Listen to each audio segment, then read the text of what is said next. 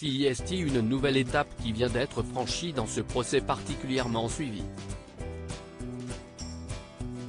5 000 € d'amende pour elle, 2 000 € pour lui. Les réquisitions au procès de la chanteuse star Aya Nakamura et son ex-conjoint Vladimir Boudnikov ont été inversement proportionnelles à l'effervescence médiatique autour de leur procès pour violence réciproque sur conjoint, jeudi 26 janvier 2023 à Bobigny.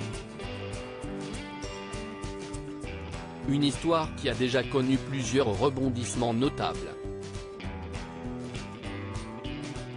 Il s'agit d'une affaire tristement banale, une dispute qui a dégénéré, a estimé la procureure dans son réquisitoire à l'intérieur d'une salle comble, rappelant que le tribunal de Bobigny a jugé des violences conjugales tous les jours. La décision définitive sera rendue le 23 février prochain. Arrivés ensemble et se tenant côte à côte à la barre du tribunal correctionnel, les deux prévenus ont reconnu le dérapage survenu dans la nuit du 6 au 7 août à Rosny-sous-Bois, près de Paris, où résidait le couple avec leur fille de 6 mois, qu'ils ont décidé d'appeler Ava pour une raison particulière. Aya Nakamura est également la maman d'une autre petite prénommée Aïcha.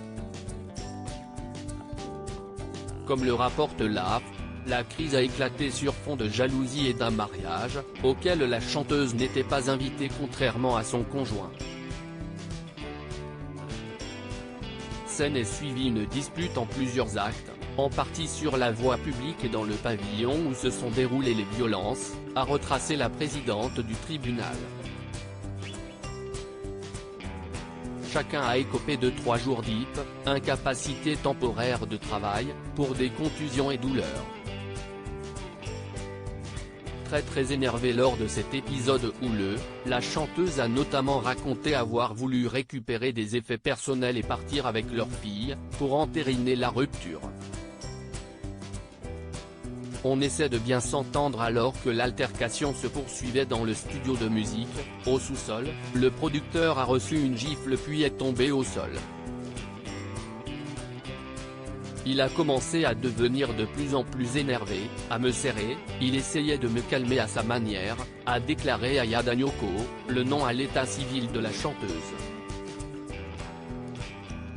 Vladimir Boudnikov a accrédité cette version, reconnaissant qu'il avait également manqué de calme pendant cette soirée. Désormais séparés, on essaie de bien s'entendre dans l'intérêt de l'enfant, a précisé la chanteuse, que l'on a récemment pu voir au match NBA à Paris et qui se retrouve aujourd'hui mère célibataire de 2 filles. Née à Bamako, Aya Nakamura a grandi à Aulnay-sous-Bois, Seine-Saint-Denis, et a été placée en foyer dans sa jeunesse.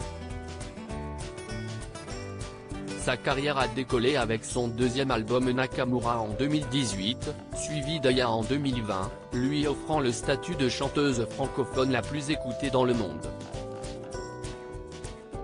Son nouvel effort nommé DNK est attendu pour ce vendredi 27 janvier.